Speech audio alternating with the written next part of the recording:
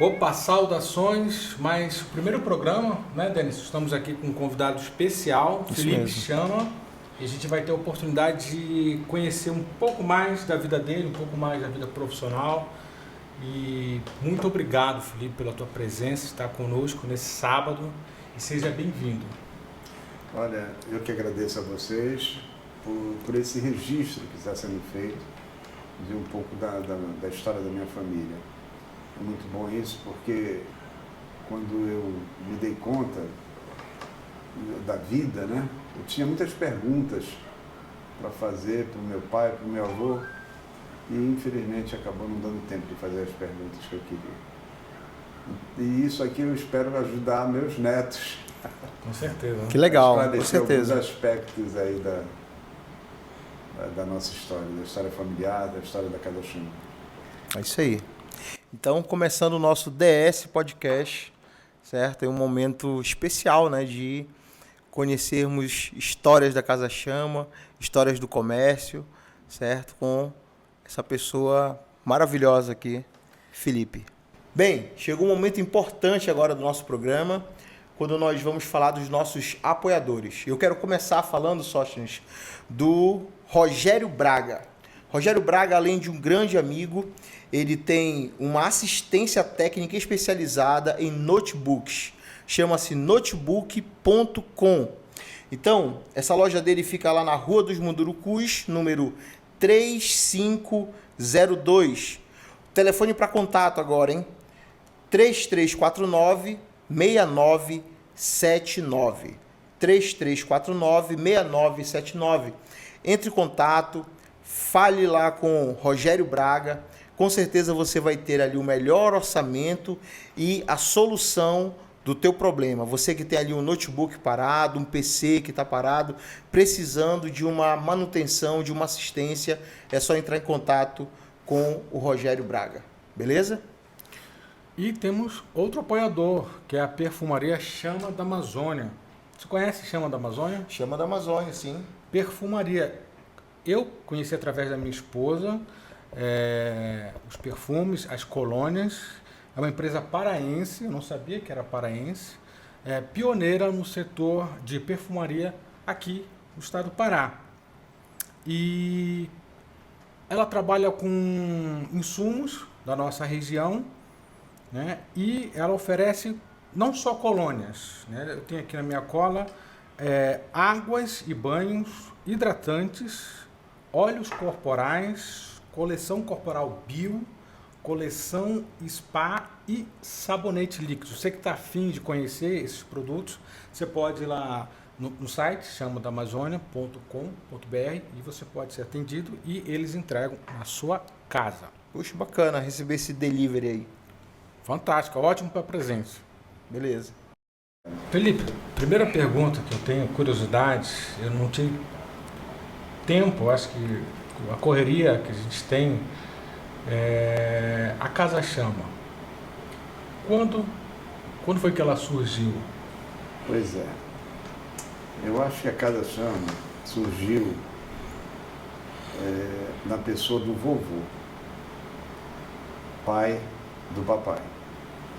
Ele era um libanês que saiu no final do século XIX, começo do século XX, do Líbano, com a vovó. Acho que numa faixa de idade de 17, 18 anos, 19. E saiu do Líbano para o Brasil. Tem uma história interessante deles. Ele conheceu a vovó, raptou-a com a ajuda de um tio, casou com ela e depois de um tempo esse tio perguntou: "Ô José, que tal, como está o casamento? Vocês, quando vão ter filhos, vocês tiveram relações?" Ele: "O quê, hein?" Foi mais ou menos assim que o papai contou pra gente. Ele só queria ficar com ela. Amava a vovó, mas não sabia que as relações existiam. Olha Sim, a inocência. interessante, né? Então foi assim que ele começou a vida dele. Aí veio para o Brasil, chegou no Rio de Janeiro, ele foi ser camelô, ou ambulante, porque ambulante é o que ambula, né, que anda. Ele colocava uma caixa na costa, com miudezas, e saía pelas ruas do Rio de Janeiro vendendo. Não sabia nada de português. Nossa. Imagina a dificuldade, mas né? Era um homem correto, direito, como muitos Honesto. libaneses, como muitos imigrantes que vieram para cá. Portugueses, libaneses, espanhóis. Claro, sempre tem uns que não são muito... Mas a grande maioria era, graças a Deus. E então ele fez isso durante um tempo. Aí ele soube que no Acre, lembre o período que eu me referi, começo do século XX, final do século XIX, mas eu acho que já era século XX aqui no Brasil. Já era. Ele soube que o Acre estava crescendo, que estava ganhando dinheiro no Acre. E ele, aventureiro que era, né, saiu do Rio de Janeiro e foi para Sena Madureira, no Acre. Deixa eu perguntar, já tinha filhos? Algum deles Tinham dois nasceram filhos, no Rio de Janeiro? a tia Nazira e o tio Alfredo, que na verdade não era Alfredo. Eu, quando conheci o tio Alfredo, essa é outra história pitoresca, ele se chamava, o registro dele parece que era Jacó José, acho que era isso. Mas ele mudou o nome dele na marra.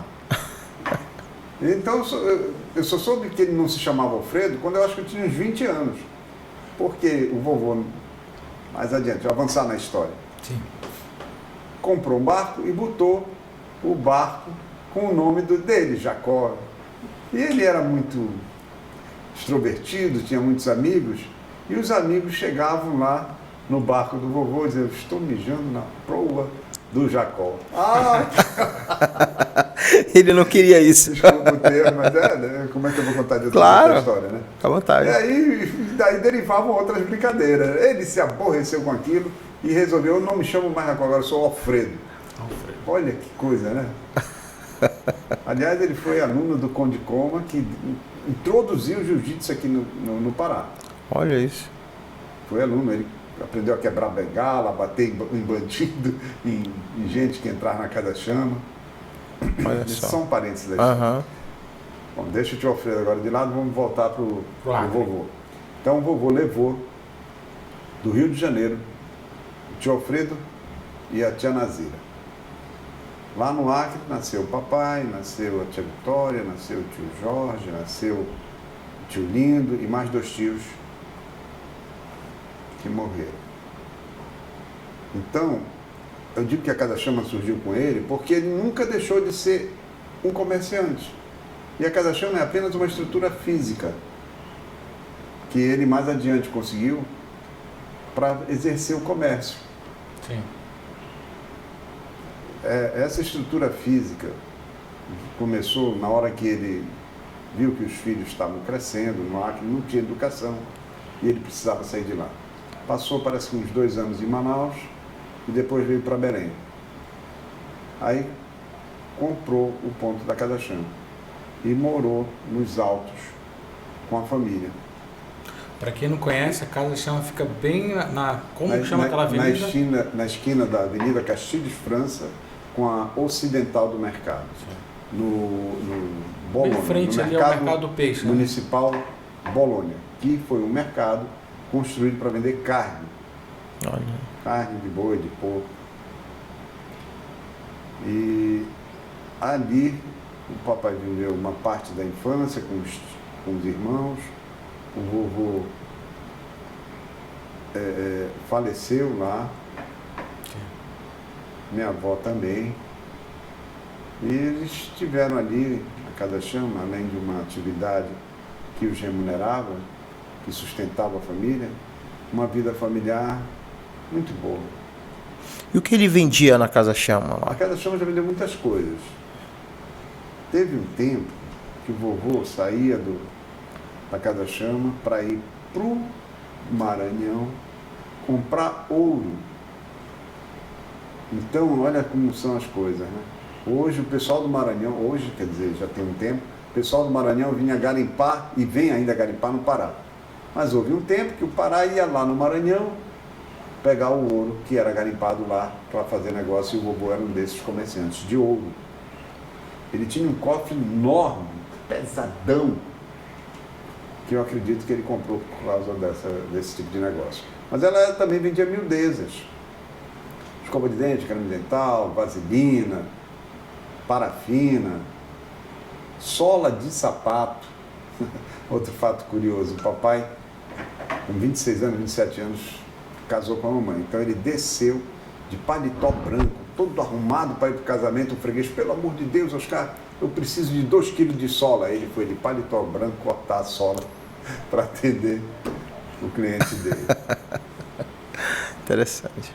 Aí a Casa Chama, voltando à vaca fria, como dizia o pessoal mesmo, a Casa Chama, eu infelizmente não sei em que ano ela foi fisicamente Registrado.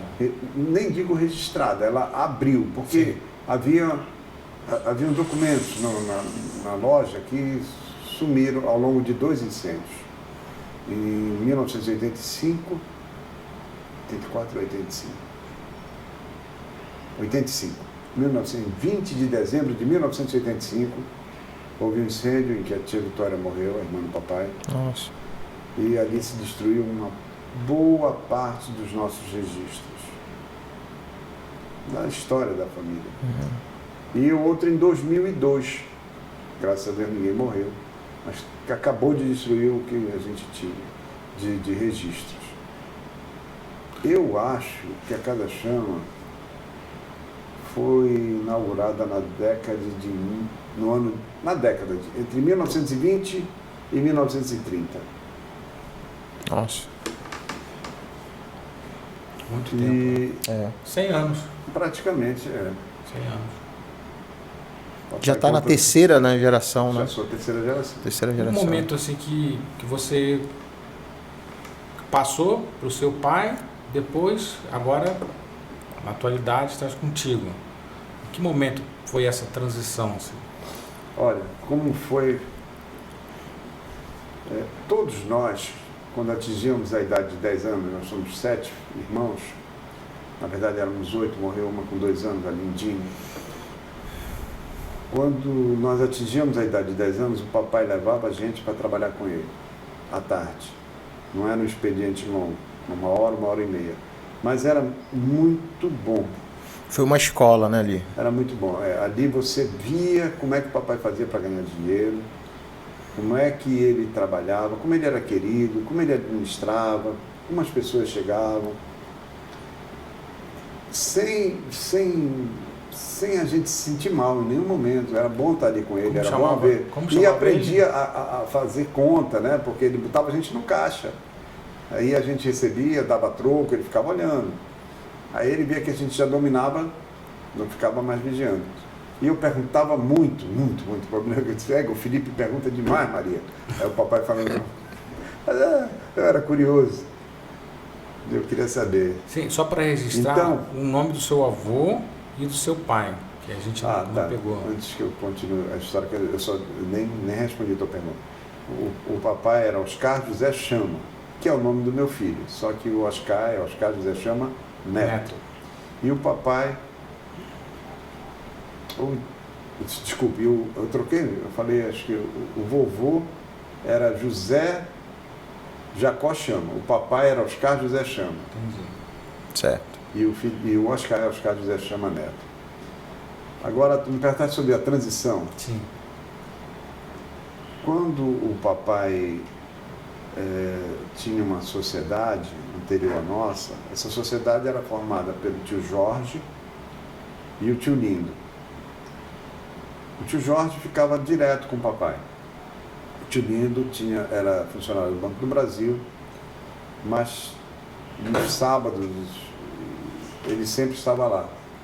A sociedade ficou entre os 3, muito embora o papai tivesse outros irmãos, porque cada um seguiu o seu caminho na vida, os outros. Na verdade era a tia Linda, a tia Vitória, que casaram, o tio Alfredo, que já tinha uma outra atividade fora. Então o vovô passou para os 3 a firma. Aí o tio Jorge faleceu, o papai ficou sozinho na administração, e eu, que tinha seguido a carreira de administrador, trabalhava já, tinha começado no tempo de faculdade, no estágio na mente de publicidade. Trabalhei 3 anos como contato da mente de publicidade, saí, porque o papai não tinha ninguém que o ajudasse na condição dos negócios.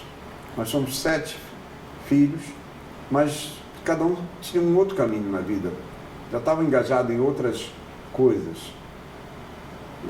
E eu era o que tinha mais, vamos dizer, perfil naquele segmento. Então foi assim a transição, ou o começo da transição.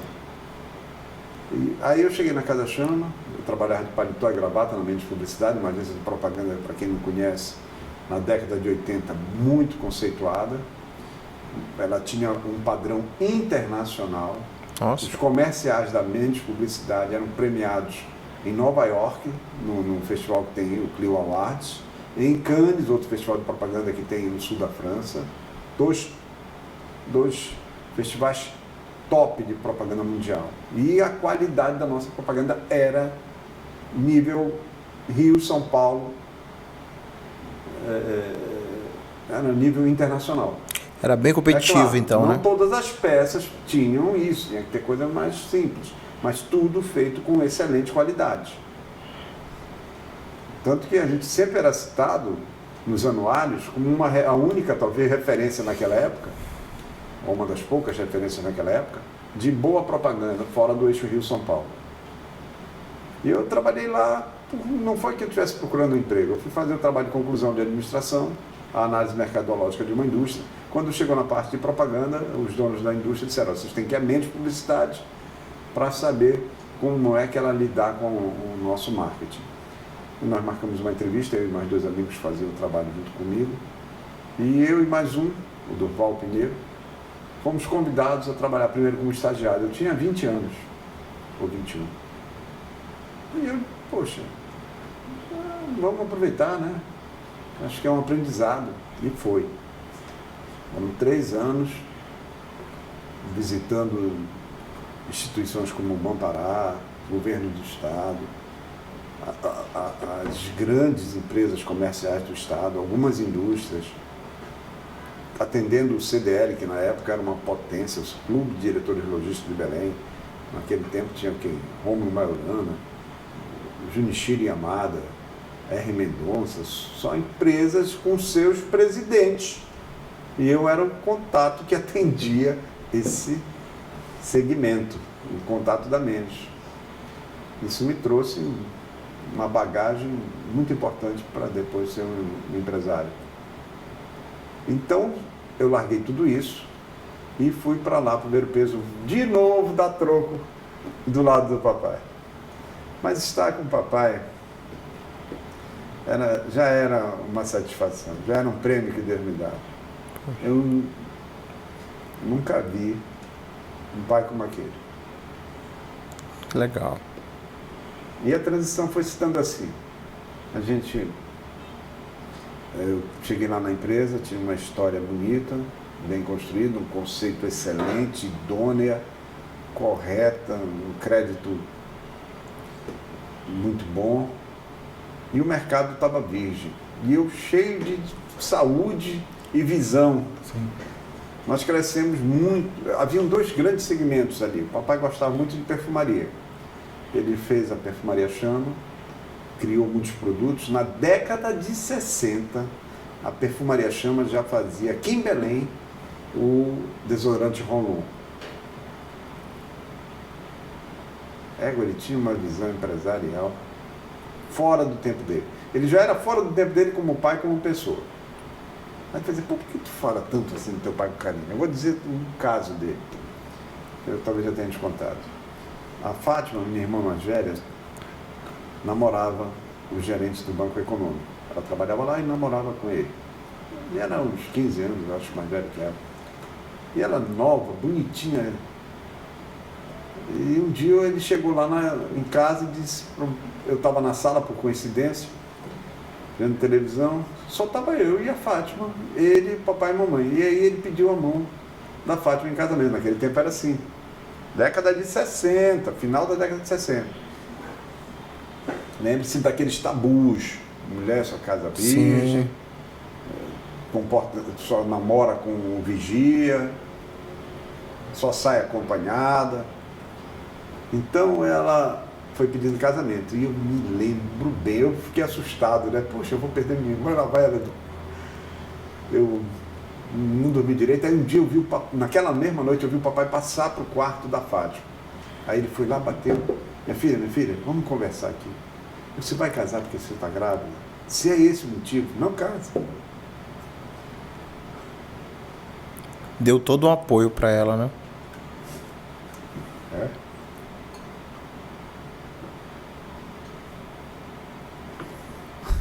Um exemplo, né? Desculpa. Ah, que isso.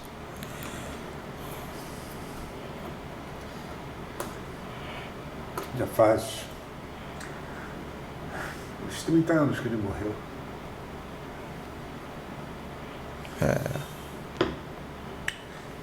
Bom, mas aí não era isso. Ela casou porque gostava mesmo. Sim. E o senhor tinha quantos anos nessa época, desse momento? Tinha uns 10 ou 11.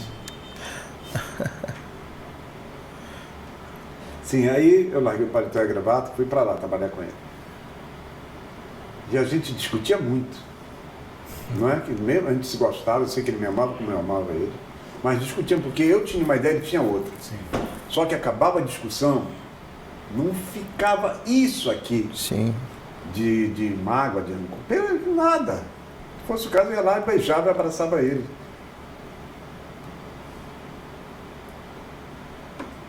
Então, a gente chegou nesse processo de crescimento a ser o 10º cliente da Nestlé no Brasil. O 10º. Da maior multinacional de alimentos do Brasil. Nós chegamos a ser o primeiro atacado no estado do Pará. No final da década de 80, começo da década de 90. Só que aí veio o câncer. Primeiro, acho que foi em 1985, 86, por aí, 87. Bem, aí o papai tirou um rim. Aí o doutor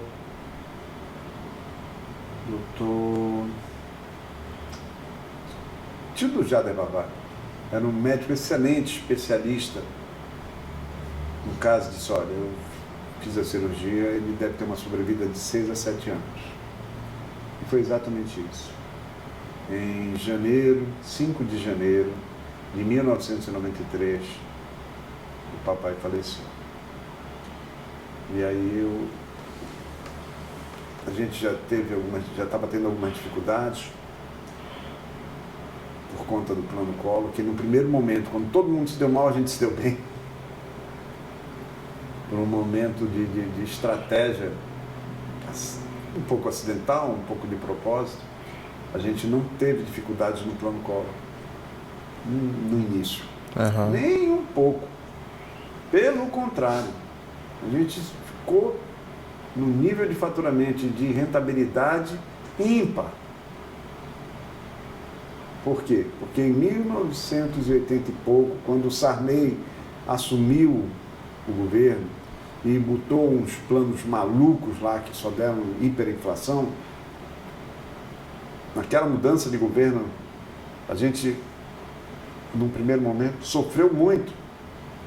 Havia umas tabelas que vocês, não sei se ouviram falar disso, eram publicadas no jornal, e se você saísse daquela tabela, 10 centavos em algum item, qualquer ser humano chamava um guarda na rua e mandava te prender. E você virou um marginal. Então, quando veio uma outra mudança de governo, um outro plano, eu digo, eu não vou deixar um centavo no banco, não é tanto, não vou deixar um centavo no banco e vou comprar mercadoria para pagar mais adiante. Veio o Collor, botou um plano mirabolante também, só que esse plano, para nós, foi bom. As contas a gente pagava com dinheiro de pessoas que chegavam para a gente e tinham seus recursos presos, dizendo, olha, toma, com esse dinheiro você pode pagar um título. e me devolve 40%, 50%, 60% apenas do que eu estou te passando. Eu preciso disso de volta, porque não acreditava que o governo fosse pagar. Então a gente nem ia atrás, aí pagava com dinheiro de terceiros e tinha um financiamento, em vez de juros, tinha deságio. Então naquele momento nós ganhamos, mas foi muito lucro. Mas, de novo, eu bobeei. Pensei que que a economia ia ficar num patamar equilibrado, juros baixos, e resolvi investir, crescer, não era o momento. Deixa eu perguntar. Essa imobilização gerou depois, na hora que tu imobiliza, precisa de falta capital de giro, dependendo do teu nível de imobilização. E foi o que aconteceu. Aí eu peguei um dinheirinho no banco, esse dinheirinho virou uma... Dinheirão. Pronto. E eu fui muito ingênuo na época. Eu tinha 32 anos, acho. Uhum. Nessa construção, teve algum momento que vocês pensaram em ter, de repente, um segundo endereço da Casa Chama? A Casa Chama tinha 2 empresas. Já tinha construído a distribuidora Chama, funcionava em frente à Praça do Relógio. Sim. Era um prédio de 3 andares. Ali eu tinha um contador, 12 horas trabalhando para mim, um assistente de contador, uma administradora, uma pessoa encarregada de auxiliar administradora, um faturista, uma equipe de 6 vendedores, venda para o interior do estado. Um dia eu estou lá, chega o pessoal da Telepará, nós queremos falar com vocês. O que foi que houve? É porque nós estamos na Telepará vendo um índice aqui de reclamações, de ligações, absurda para o número de telefone de vocês. O que está acontecendo? Nada, nós só estamos numa empresa de venda. Não, mas temos que ajeitar isso aqui, não está dando. Eles foram lá. Porque a gente vendia para todo o Pará. Aliás, nossas vendas com aquela inflação doida que tinha, eram tão boas que a gente conseguia ter preço para mandar leite moça para São Paulo. E fazer negócio até com esse atacadão, que na verdade era de outro grupo. Sim. Então, a gente mandava o leite moça, não queria nem dinheiro, a gente mandava o óleo de lá. Ganhava no leite moça, ganhava no óleo, vendia rapidinho, o óleo vendia mais rápido que leite moça aqui. E ainda tinha tempo para trabalhar com aquele dinheiro antes de pagar o título. Isso aí é o comércio. Funciona, claro que dava para ver que aquilo não era uma situação para o resto da vida, era uma situação momentânea. Sim. Que tu tá na condição de aproveitar. Mas tem que ter consciência de que aquilo passa. E o comércio tem muito disso, né? Da onda, da grande onda, né? Você tem que surfar na onda, depois que ela quebra... Hoje é no leite, amanhã é nos eletrônicos, ou depois é no, sei lá, no cimento, e por aí é. Agora tá alta do combustível, agora nos dias de hoje, né? E tá demais. Mas enfim. Agora, Felipe, essa Belém... bem diferente, né? Anos atrás, décadas atrás, muito. Né? Muito Comércio diferente, comércio bem diferente, né? Eu estava até falando com o Denison um pouco antes, que hoje nós temos aí eu nem sei se posso chamar de supermercados, né? Que são esses atacadões, um quarteirão, né? Hoje. Como é que foi? Como foi esse processo? Esse processo, essa concorrência, né?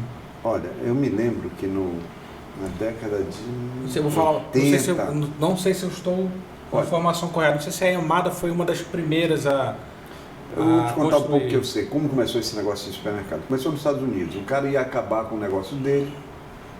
E um dia ele disse, pô, como é que eu vou vender esse produto para acabar? Eu disse, eu já sei. Vou deixar as pessoas entrarem na minha loja, passa aqui comigo e paga. Vou acabar assim. Aí ele abriu a loja, ficou no caixa e disse, olha, vocês pegam lá o que vocês quiserem e vêm pagar aqui. Aquilo deu tão certo que ele resolveu não acabar com o negócio.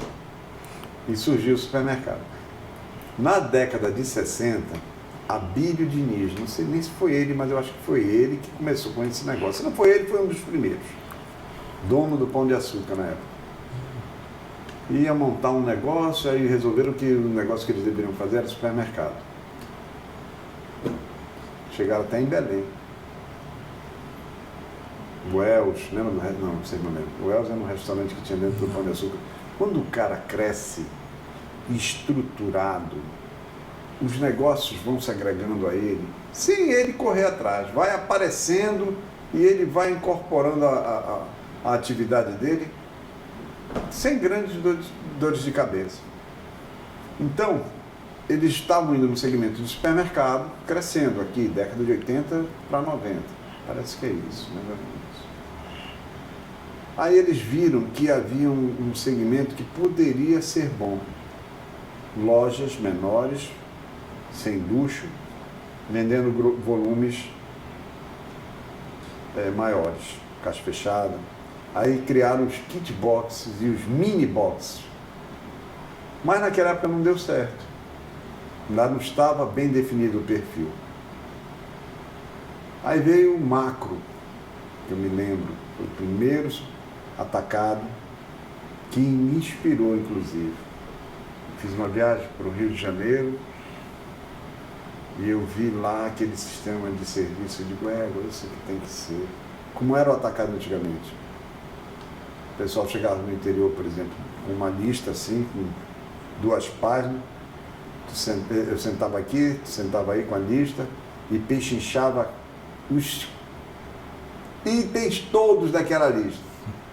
O pessoal de Igarapé-Miri, Abaetetuba, o povo bom de comércio, mas era um saco. Tu negociar item por item. Nossa. Era assim. E aí eu vi aquele sistema de esse sistema é pai ideia. Põe lá a mercadoria, põe preço e fica aqui o atendente com a tabela, se ele quiser ele tira aqui, se ele quiser ele pega na loja. Aí o macro ganhou muito dinheiro. Só que se você não evolui, você é atropelado no comércio.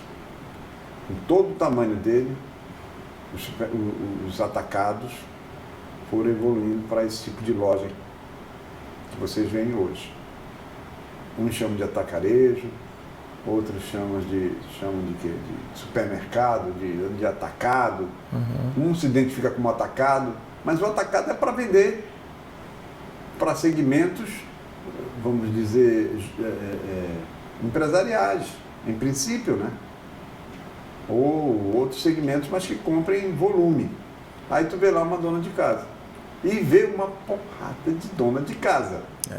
E você vai lá, você identifica no preço, né? Nesses novos atacados, tem lá o valor no atacado, para quem vai levar de muito, né? E o valor no varejo, tipo, eu vou levar só um. Então, se você tem um precinho diferenciado ali também. Aí o que aconteceu com o segmento?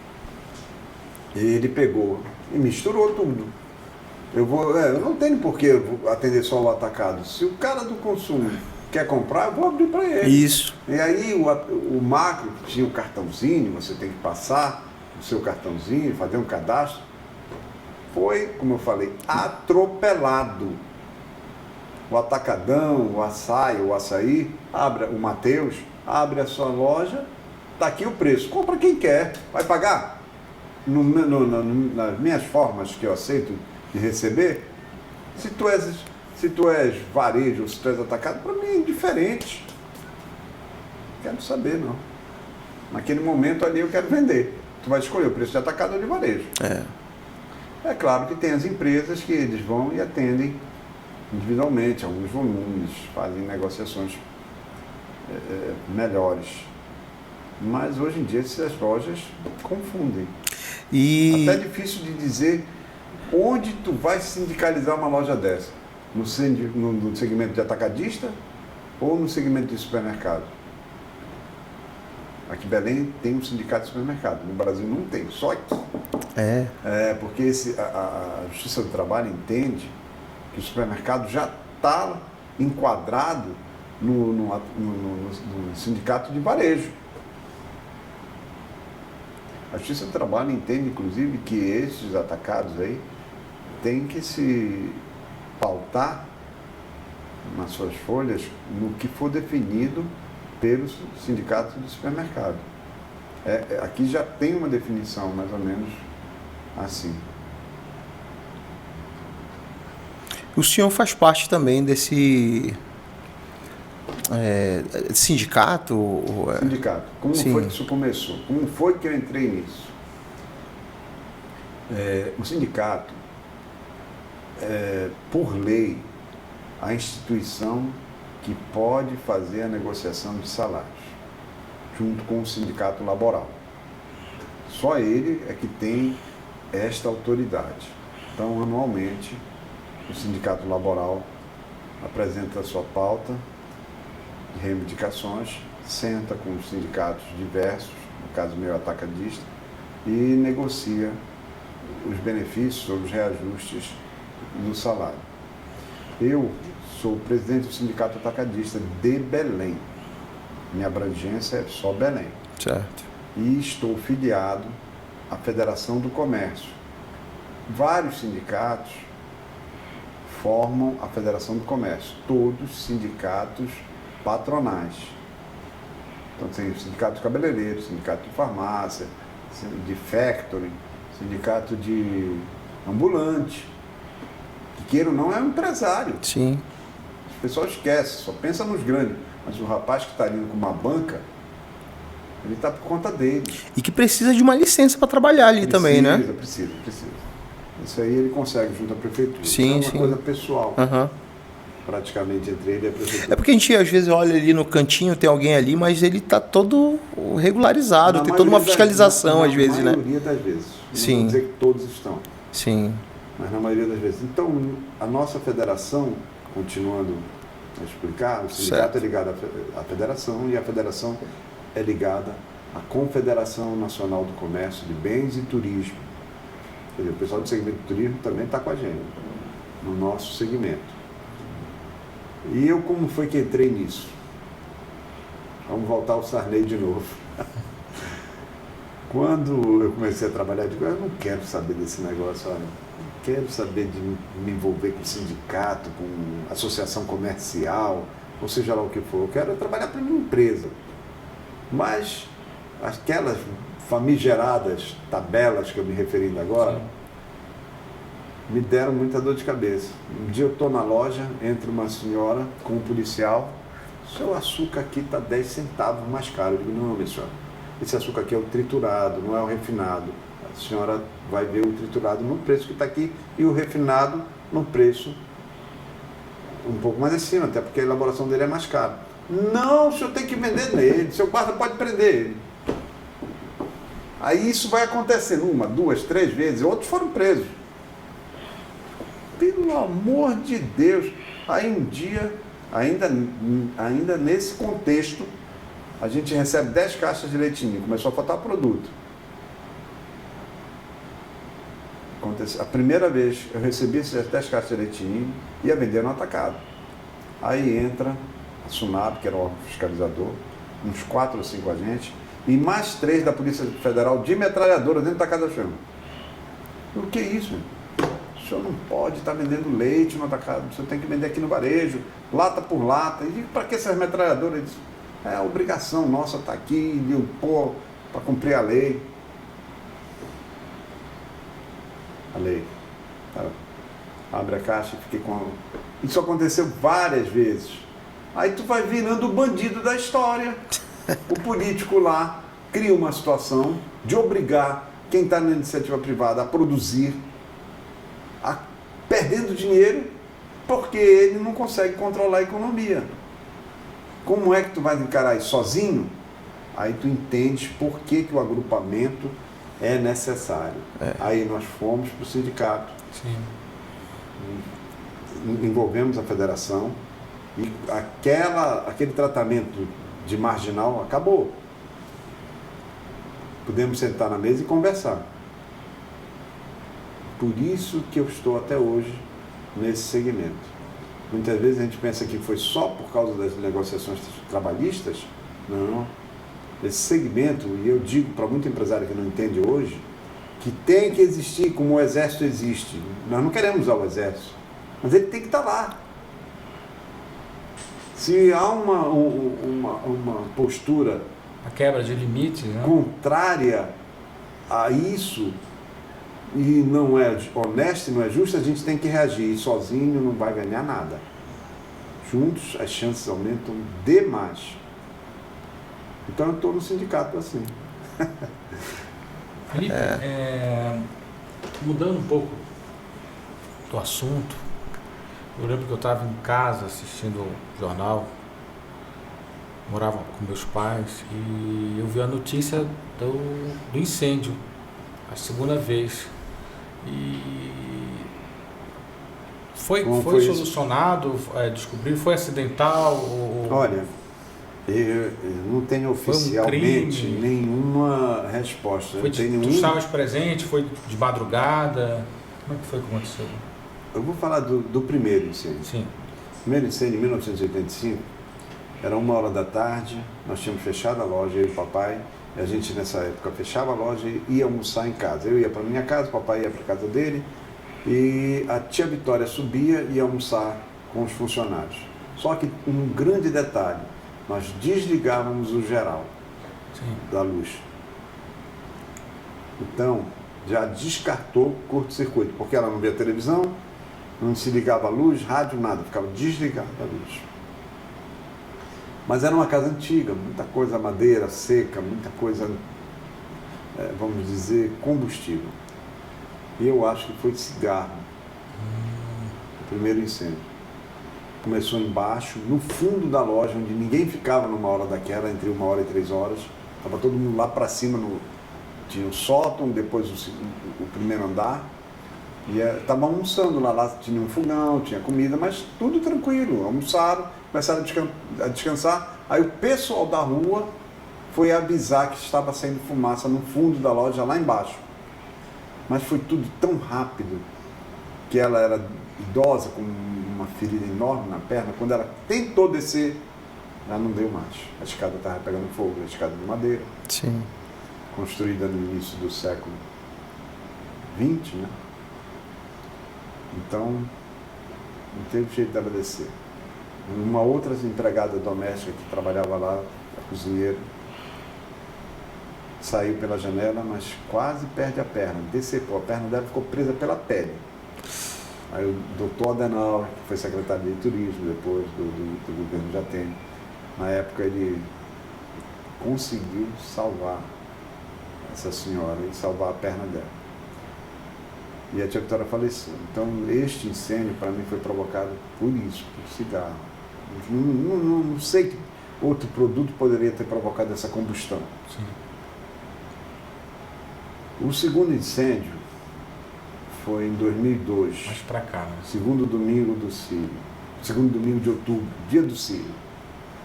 A Fátima, minha irmã, e mais uns funcionários, pediram para ver a procissão. A gente nunca usou a Casa Chama para ver. Na verdade, usou umas 2 vezes, porque um outro amigo meu pediu para ver, mas eu preferia ficar na casa da mamãe, que era 28 de setembro, entre o Presidente Vargas e Frei Gil. Dali a gente ficava mais tranquilo. Então, nesse dia, eu disse, não, pai, tudo bem, pode ir, vai fulano que trabalha comigo, a ciclano que trabalha comigo, vocês podem ir para lá. Aí foram para lá e abriram as janelas, né? 6h da manhã, a Fátima me liga, minha irmã. Felipe, a Casa Chama está pegando fogo. Na segunda, isso. Meu Deus do céu, a segunda vez. O que foi isso? Parece que foram fogos. E deve ter sido. Deve ter sido, não, foi. De onde veio, não sei te dizer. A gente tinha mercadoria estocada lá em cima, queimou tudo. Tudo. Eu no dia seguinte não tinha para onde ir. Nossa. Não tinha como sustentar os meus filhos. Tudo destruído. Mas eu tinha feito um seguro. Eu tinha um sócio na época. Aí a gente não estava se entendendo bem, a parte financeira ele cuidava. Eu fui cuidar da minha vida, mas como é que eu vou fazer, meu Deus do céu? Eu tive a ajuda de uma pessoa, eu disse, olha, Felipe, essa pessoa está aqui, R$20 mil. ver como é que tu resolve isso. Aí tinha um ponto na travessa, eu consegui o ponto na travessa oriental. Ponto pequeno, talvez desse tamanho aqui. Eu fiquei 3 anos naquele ponto. Quando o meu ex-sócio me entregou a loja, ele me entregou ela reconstruída. Mas sem pintura, sem luz, sem água, sem prateleira, sem forro, sem nada, só a casca. Mas eu aí, não tinha dinheiro para...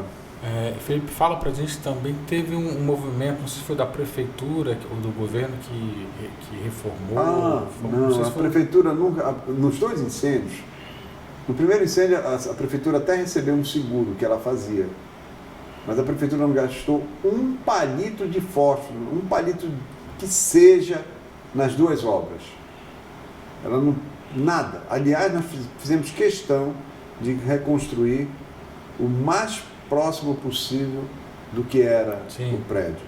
Original. O IFAM, no primeiro momento, não criou problema. Quem criou foi o secretário Paulo Chaves, na época, porque ele era muito, vamos dizer, legalista. Então, se aquela madeira no forro era madeira e não era uma peça de ferro, tinha que ser madeira. Mas vai ficar encoberto. Não, mas tem que ser madeira. Foi outro que chegou lá na obra de metralhadora para interditar a obra. Nossa. Em 85. E essa outra obra coincidiu com a reforma do mercado. Sim. Levou muito tempo. E eles queriam de novo destruir um prédio reconstruído para construir tudo de novo. Eu digo, não, vocês estão doidos? Por isso eu fiquei 3 anos fora dali. Aí um dia eu disse, você sabe uma coisa, eu vou para lá de novo. Depois a gente conversa sobre essa reforma. Até que eles aceitaram e a Casa Chama está lá. Mas a prefeitura não gastou 1 centavo com os 2 incêndios da Casa Chama. Nós, por 2 motivos. Primeiro, que a gente tinha feito sempre seguro. E segundo, poxa, você está usando um imóvel, nós no caso agora quase 100 anos, não acha que tem obrigação de cuidar dele? Patrimônio, né? Com certeza. É da cidade, mas tu está usando há tantos anos e tem condições de fazer, então faz. Se não tem condições, vá lá. Ninguém vai exigir. Mas se você tem condições, faz. E naquela época, graças a Deus, tem. Então, o segundo incêndio foi assim, só que eu fiquei insistindo muito, sabe? Em tentar enfrentar um mercado que já tinha se modificado. Sim. Eu perdi espaço na hora que eu fiquei sem capital e sem trabalhar em volume na travessa, como eu falei, um espaço desse tamanho para um segmento de atacado e varejo mínimo. Então a gente perdeu muito espaço e eu até hoje ainda não consegui voltar para o volume que era, mas não me agonio mais. Aliás, sim. Já me agoniei, sim, quando era mais jovem. Agora eu vejo que tudo tem seu tempo e é melhor você conduzir seu dia a dia, que o que acontecer de bom vai ser uma consequência. Fazer planejamento, ter visão de futuro, tenho. Mas o mercado hoje está bem mais acirrado. Hoje o cara abre uma loja de 40 milhões, 50 milhões em 6 meses. Aliás, não abre uma. Esses segmentos aí, essas empresas aí, abrem 8, 10. O Atacadão, por exemplo, aqui em Belém, quer abrir mais 8. Nossa. E uma loja dessa é uns 50 milhões, por aí, daí para cima. Aí nós, que não somos esses impérios, aí você vê, com 50 milhões, com 63 anos de idade, o que tu vai fazer? Hein?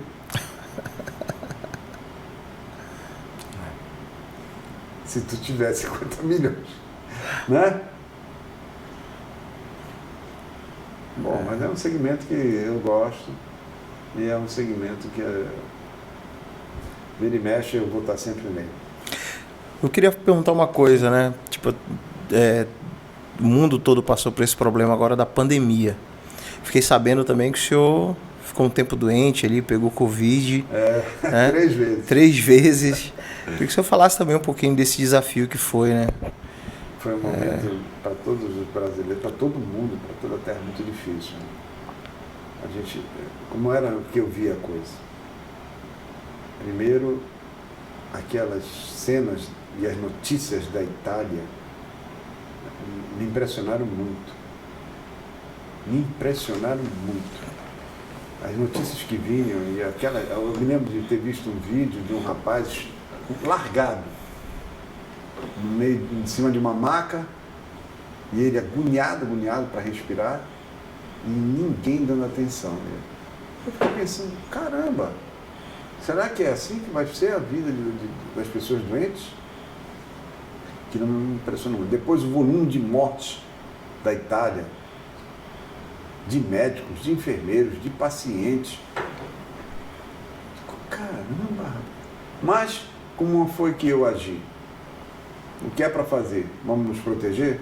Vamos nos proteger. Máscara, álcool.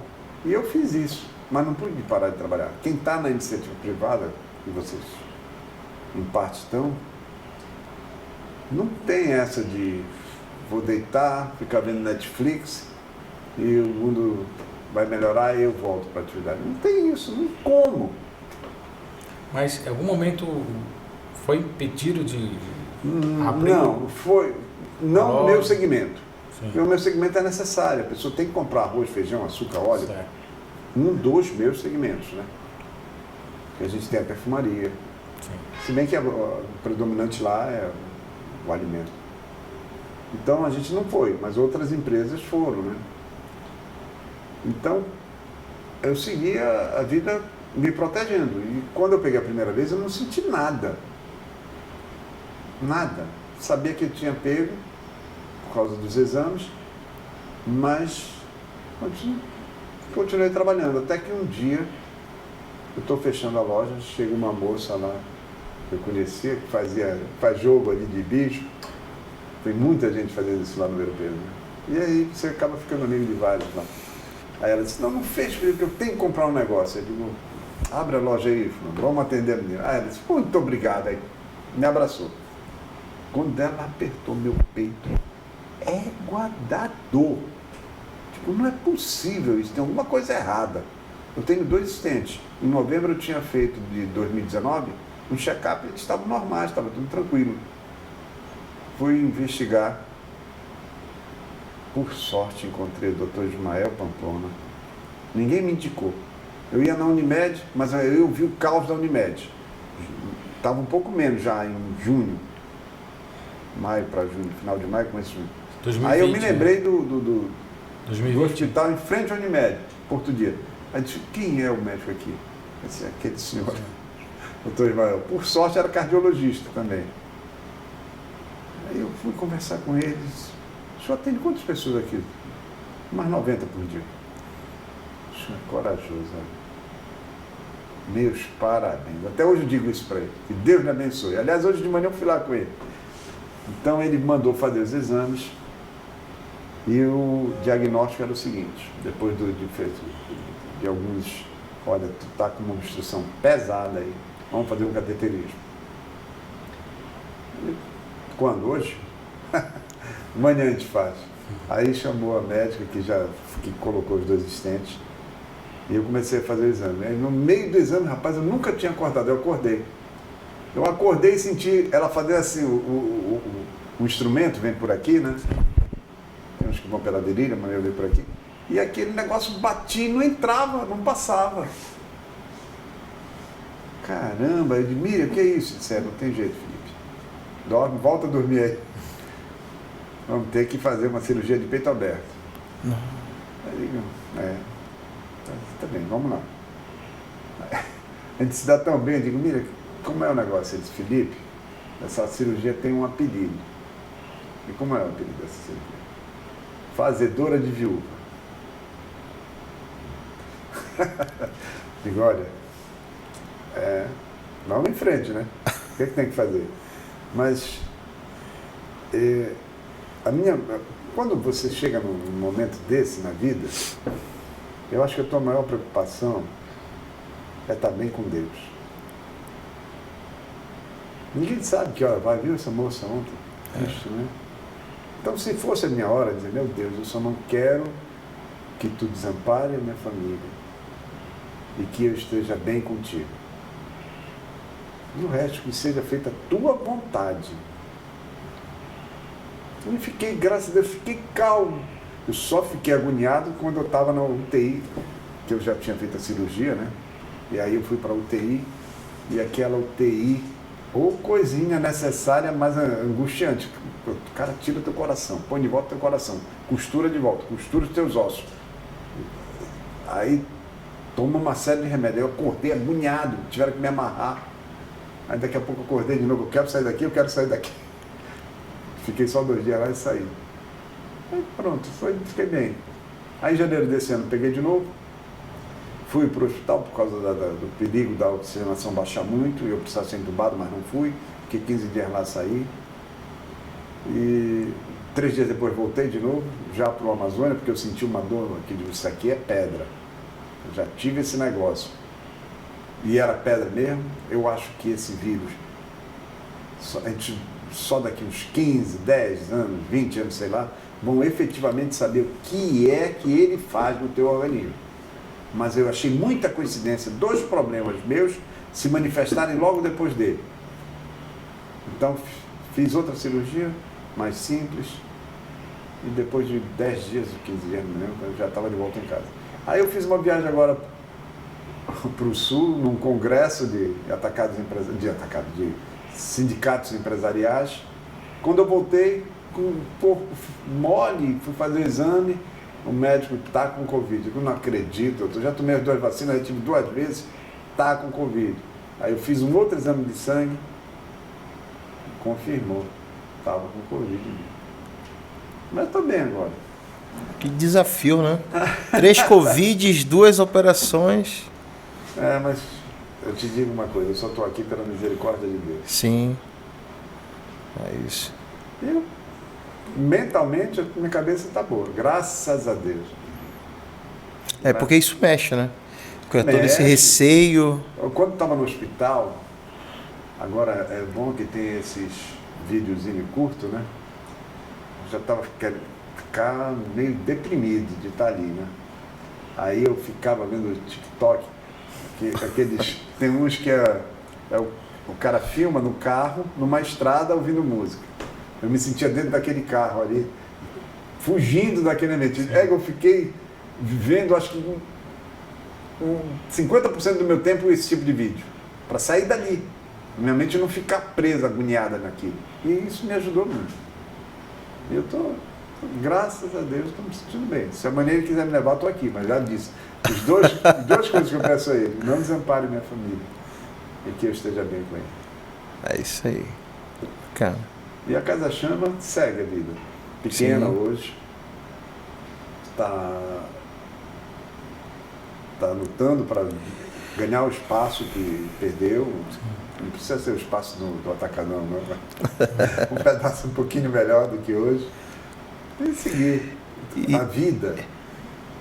A vida, ela exige que tu tenhas uma atividade que proporcione recursos para tu teres as coisas que tu precisas e a tua família precisa. Deu para entender, né? Sim. Tem uma hora que no meio dessa luta que é conseguir isso, a gente muitas vezes acaba trocando a importância dessas coisas. Então aquele trabalho que era um meio chega às vezes a ser mais importante que o fim, que é a família, que é você, que é uma série de coisas que você gostaria de estar melhor. Porque o trabalho começou a ocupar o espaço que era do fim. Isso aí é um cara que não deu muito certo, que teve tropeço na vida, procura isso para a cabeça dele ficar melhor. Olha, não sei o que o cara... Se o cara pensa isso, azar dele. Porque eu continuo pensando assim, o trabalho é o meio para proporcionar as coisas que eu preciso para minha família e para mim. Se por um acaso alguma coisa não funcionar direito aqui nesse meio, vamos procurar outro, vamos aperfeiçoar ele. Ou sei lá, larga isso e vamos seguir, vamos em frente. Né? E fé em Deus, porque Ele não te larga. Tem muita gente dando muito valor às coisas ao invés das pessoas, né? Então, Não isso é que a uma gente não reflexão. dê, Sim, é que a gente não mas é queira. como você está falando da questão do fim, né? O que realmente é mais importante, o que realmente é prioridade. Então, você ter as pessoas como prioridade na tua vida, essa convivência, porque, como já foi citado aqui, nós estamos aqui no momento, não estamos mais. Então, é isso. Essa reflexão todo ser humano precisa fazer, realmente. E isso define como nós levamos a nossa vida também. Né? Com certeza. Felipe, mudando agora um pouco desse tema, eu acho que tu deve ter uns 25, 30 anos ali no Ver o Peso. Eu? Trabalhando. Vamos fazer, eu estou com 63. Sim, Comecei com 10, nesse aquele esquema de 1 hora. sim. Aí Então tá com mais de 50 lá. Não. Não dá? Se contar os Por aí. 10 anos, Por aí. dá 53 anos. Mas se contar efetivamente, a hora que eu larguei a publicidade para ir para lá, são 40 anos. Cara, nesse tempo deve ter muita história. Muitas Eu estou histórias. curioso para contar de pelo menos alguma coisa. Deixa eu ver, eu me lembrei de duas, uma eu estou me lembrando agora. Deixa eu ver se eu vou me lembrar Muita da gente passou por ali, né? Muita gente. Passaram governadores, passaram presidentes, na época do papai isso. Na minha época passou ex-governadores, ex-prefeitos, deputados, mas tem histórias curiosas. Uma vez eu estava lá na Casa Chama, aí tem uns espertos, uns malandros, espertos, que chega e descobre o teu nome, e como você conversa com muita gente, ele já chega falando no teu nome. Oi, Felipe, como é? Tudo bem? Aí, esse cara eu conhecia, eu não estou me lembrando quem é. Poxa, Felipe, eu queria conversar contigo. Estou precisando de uma ajuda. Foi que houve? Olha, a minha profissão é lanceiro. E a minha esposa me ajuda nisso. E ela foi presa. Eu estou precisando de um dinheirinho aqui para levar lá para o delegado para soltar minha esposa. Eu digo, ih, rapaz, complicou. Aí eu me lembrei de um conselho do papai. Olha, quando te pedirem alguma coisa, se tu não tiver, não empresta. Diminui o valor que tu pode, para um número que tu possas dar. Aí eu disse, eu vou te dar um valor, mas antes eu queria saber uma coisa. Já que tu és um cara que vive disso, por que tu não dá logo um golpe e paga o delegado? Eu disse, eu não posso fazer isso. Por que tu não pode fazer isso? Eu já levei meio da brincadeira, né? Porque se eu der um golpe e for preso, ficam os dois presos, aí não tem como tirar. Aí eu senti que o golpe era em mim. É de tudo ali. E aí eu digo, toma, vai embora e não dá golpe em ninguém, vai lá resolver o problema. Agora, o mais interessante dessa história é que passou uns 20 anos. O cara não apareceu com a mesma história. Ele não lembrava, mas eu lembrava. A vítima lembra, né? Aí quando ele começou a contar a história, eu digo, para que eu já te conheço. Não vai mais colar esse negócio. Não vou. Olha, lembra de tanto tempo assim? E tu fizeste isso? Aí ele, é verdade. Aí ele foi embora. Mas teve um outro. Tinha um outro que chegava lá e se passava por mudo. Eu olhava, dava uma ajuda pro cara, mas eu digo, esse cara não me convence. Mas ele ia todo sábado lá. Caramba! Sabe quando tu dá? Não tá nem com vontade de dar dinheiro. Mas era besteira até que dava. Mas eu digo, não é possível. Esse cara não fala, mas ele tá bem de saúde aí. Passou um tempo, o cara sumiu. Aí, um belo dia ele aparece. Com metade da perna. Falando. Disse, olha, tu tá vendo? Tu queria passar por uma pessoa doente, olha agora. Sério. Isso é sério, né? Felipe, tu falaste de golpe. A Casa Chama já foi assaltada, já Eu entraram estava ali. uma vez fechando a loja E o Oscar estava comigo. O Oscar, meu filho, acho que tinha uns 10 anos o Oscar. E às vezes a gente fechava a loja com 4, 5 pessoas dentro, porque se você não fizesse aquilo, nunca ia fechar a loja. Então você atende a pessoa que está dentro e não entra mais. Só que os que estavam dentro eram ladrões. Quando eu fechei a loja, o cara puxou o revólver e meteu na minha cabeça. Caramba, peraí, calma. O que vocês querem? Dinheiro? Tá aqui dinheiro. Tirei da minha carteira, toma, não faz nada com ninguém. Aí um rapaz correu, um funcionário, com medo, pra cima. Aí o cara pegou o revólver, atirou assim, ele, para! O cara lá disse pra ele. Aí, calma, pessoal, calma. Graças a Deus ele não atirou e o rapaz parou lá. Eu sei que foi um assalto meio complicado, né? Mas graças a Deus ninguém sofreu nada. Depois de assaltos não, mas agora furto, roubo, ixi, gente que arrombamento, entrar pelo telhado, entrar pela porta, eu já perdi a conta. Sabe? É mesmo? Perdi a conta. E o cara que dá golpe, que chega com um documento falso, apresenta para o controlador, na época que nós tínhamos um volume muito grande, aquele volume, teve gente que pegou mercadoria 2 vezes, 3 vezes, e não era 20 caixas, eram 200 caixas de leite. Isso aconteceu. Teve o cara que fez uma quadrilha dentro da loja, né? Nós tínhamos cerca de 300, chegamos a ter quase 300 funcionários.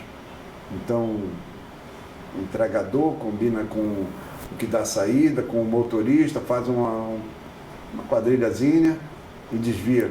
Produto, começa a desviar os produtos. Também aconteceu muito. Nossa. Tem aquele que pega a mercadoria assim, pega uma caixa de quiboa que é barato, abre, tira a quiboa toda dentro, pega um cartão de pilha que é caro, uma caixa de pilha, põe num lugar e sai com a caixa de quiboa e dentro é pilha. Sim. Tem o cara que tira um fardo de charque, que é 30 quilos, que é caro, quase R$1.000 um fardo de charque, e põe um fardo de sal, que é assim, R$60, R$50. 30 quilos, 2, mesmo formato, só com a caixa. Agora, o mais engraçado era uma época que a castanha do Pará era vendida, era meio difícil de conseguir castanha do Pará, porque quase toda a produção era exportada. O pessoal que beneficiava a castanha não vendia no mercado interno. Ou se vendia pouco e com muita dificuldade a gente conseguia. Então, às vezes, estourava uma caixa no embarque, eles mandavam, liberavam a caixa, o cara vinha vender. Aí um dia eu comprei um saco transparente com uns 12 quilos de castanha. O corretor era o Azul, era um senhor moreno, gente boa, não tinha esse negócio de como é que é, hoje em dia, de preconceito. Sim. Então a gente chamava para ele de Azul e ele só era conhecido por Azul mesmo. Aí, Azul, essa castanha de onde é? Prova? Ele disse, prova aqui, meu chefe, uma beleza. Aí, pô, a castanha é boa, eu olhava o saco assim, todo bonitinho. Pesa a castanha, pesou, pagou a castanha. Aí no dia seguinte foram fracionar, né? Embalagens menores. Lá de dentro desse saco saiu uns 2 quilos de batata. Aí eu digo, Azul, depois que eu encontrei, como é que tu me vende batata, rapaz? Eu não sabia. O comércio não é para qualquer um. Mas é isso aí. O pessoal que trabalha com camarão seco, se ele não souber trabalhar, ele vai se dar mal. Porque o cara pega um cofo de camarão, 1 quilo de camarão é 50 conto. Compra 1 quilo de sal, joga ali uns 3 quilos de sal, grosso. Quando for pesar, tu tá pesando o sal. Se tu não souber comprar, coar, muitas vezes, porque tu não conhece o fornecedor, tu vais pagar 1 quilo de sal R$50. Olha só. Então ali são R$150. Sim. O comércio tem essas coisas. Felipe, para o pessoal que está acompanhando aí no YouTube, no Spotify, está ouvindo o nosso programa, fala um pouco dos produtos que tu oferece para a galera que quer conhecer um pouco Casa Chama. Olha, a Casa Chama ainda hoje vende uma linha artesanal da perfumaria. A perfumaria Chama começou na Casa Chama. Ela funcionava na década de 40, 50, 60, até o incêndio nos altos da Casa Chama. Havia um laboratório bem estruturado pelo meu pai, e ali eram produzidos e criados vários tipos de perfume. Ele fazia o talco, ele fazia o desodorante, ele fazia o sabonete, ele fazia as colônias. Tudo lá nos altos da Casa Chama. Quando houve um incêndio, infelizmente tudo aquilo se perdeu. Aí vão dizer, poxa, mas trabalhar com material inflamável lá em cima? Aquilo não foi o causador do incêndio, e ele cuidava muito bem da armazenagem disso. Nunca se teve um tambor de álcool de 200 litros, tinha 50, 40, bem guardados, e que era para ser usado o mais rápido possível, para ser transformado em perfume. Então o estoque que tinha lá, qualquer depósito, qualquer supermercado teria hoje nos seus estoques. Então a Casa Chama continua vendendo essa linha de perfumaria lá no Ver o Peso. Diminuir os índices, porque o talco hoje a demanda caiu, o desodorante também a gente não achou muita rentabilidade, não dava para manter esse segmento. Então nós estamos com as colônias e com as essências Chama. Mas como a Casa Chama sempre foi muito diversificada, e é por isso que eu gosto do nome Casa Chama, porque ela não especifica o item, ela é generalista, ela vende isso, mas vende sabonete de cacau, ela vende artigos de supermercado, de armarinho, ela vende queijos, ela vende presunto, ela vende uma diversidade de coisas. E tem o seu atacado também. Sim. E eu gosto dessa miscelânea. Sim. Né? Ela sempre foi assim, e se depender de mim, vai continuar assim, vendendo coisas nossas, andiroba, copaíba, vende também, puros. Ela vende sabonetes regionais. Eu gosto dessa miscelânea, como eu disse, porque qual é a intenção? É agradar as pessoas. Se as pessoas naquele espaço ali, naquela área lá, consomem, é porque alguém tem que vender. Sim. Então, vai ser assim, vai continuar assim a Casa Chama. Felipe, obrigado por esse momento. Estou muito feliz, porque eu queria registrar esse momento contigo. Não sei se tu já fizeste alguma outra entrevista falando um pouco da tua história, falando um pouco da Casa Chama. Eu acho que não. Se fez, acho que não foi tão profundo quanto essa. Não foi. Então, isso é muito importante para a família Chama. Para quem não sabe, eu sou casado com a filha do Felipe. Então, isso é muito importante para as minhas filhas, né? Para os meus netos. Para toda essa geração, né? Eu faço questão de... Quem sabe um próximo sucessor aí da Casa Chama. Quem sabe, de repente... Olha isso, acho. Olha, se falar em sucessor, eu pergunto, por que a Natália não está, o Oscar não está, ou o Felipe não está na tua empresa? São os meus 3 filhos. Eu sempre os criei dando liberdade para eles escolherem o que eles gostam de fazer. É muito ruim tu acordares e ir para um negócio que tu não gostas de fazer. Sim. Eles descobriram coisas fora do comércio. A Natália gosta de ser uma cientista. O Felipe gosta de ser um jornalista, na área de vídeo, principalmente. E ele escreve muito bem. Eu digo para ele escrever mais e ele teima em não escrever. E o Oscar gosta de engenharia da computação. Mas a Casa Chama está lá. Se daqui uns anos eles quiserem ir, eu vou estar com a porta aberta, se Deus assim permitir. Esperando. Olha, está aqui. Tem tempo para isso. O senhor está novo ainda, até chegar o tempo de passar o bastão, aí vai demorar ainda. Deus abençoe. É isso aí. Então, Felipe, muito obrigado. Foi um prazer. Cara, muita coisa que eu não sabia. E com certeza eu vou editar o vídeo, vou ouvir mais. A gente vai ouvir aqui em casa, a Natália com a Glória, a Eva quando chegar também, se Deus quiser. E, cara, muito obrigado por abrir esse livro, abrir um pouco a tua vida, o começo de tudo aí. E aí para Glória, para Eva, um recado especial, meus amores. Se vocês, ao longo da vida, tiverem perguntas como eu tinha e quiserem fazer, eu vou ficar feliz de responder a vocês.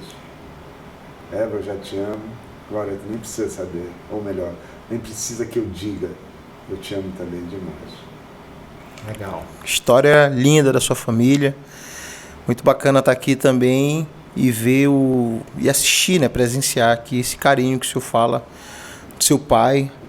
Antes nós estávamos conversando, falei para ele que perdi meu pai cedo também. E é realmente desafiador, né? Enfim, parabéns pela sua família, pela sua história e por tudo que o senhor passou, conquistou.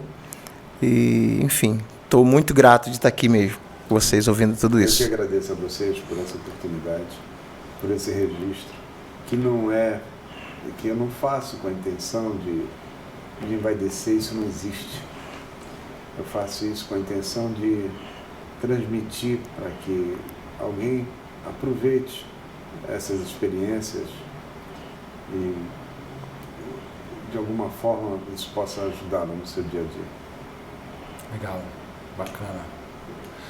Bom, então é isso. Se você chegou até aqui, obrigado por assistir o nosso primeiro convidado, Felipe Chama. E aproveite para se inscrever nas nossas redes sociais, no Instagram, você vai encontrar o nosso perfil. No YouTube também você pode se inscrever. E também no Spotify. Então é isso. É isso aí. Valeu, um grande abraço a todos. Até o próximo programa.